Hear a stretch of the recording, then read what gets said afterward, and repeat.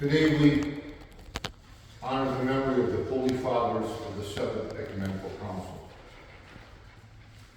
As I've said before, there were times in the history of the Church where there were controversies over theological issues, either with Arius on a person of Jesus Christ, or with Nestorius on the position of the Holy Spirit.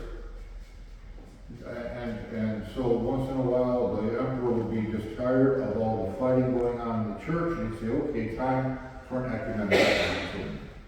And he would summon all the bishops in the civilized world, and in the barbarian lands, if they make it, and they would travel to the imperial capital or somewhere around it, and they would hammer out and figure out what is orthodox, which is the doctrine of the Seventh Ecumenical Council was called in response to the iconoclastic heresy.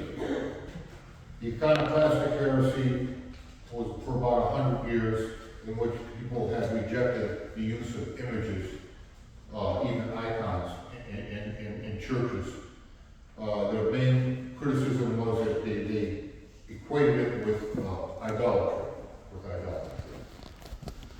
Well, the Church decided at the Seventh Ecumenical Council that the honor that is given to the image on the piece of wood in the icon transcends to that saint or Christ or the Mother of God in heaven. In other words, an icon is a window to heaven, and it was proclaimed as such.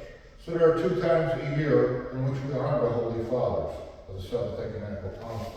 On this Sunday, we honor the Council itself, and on the second, or on the first Sunday of Lent, we honor them in the Triumph of Orthodoxy, in which we honor not only that, but the Triumph of Orthodoxy over all heresies. And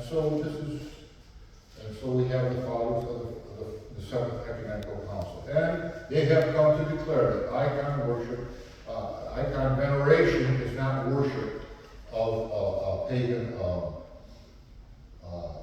material thing. The veneration and the honor given to the image transcends to the heaven, and thus icons are like windows to heaven. Glory be to Jesus Christ. Glory to God.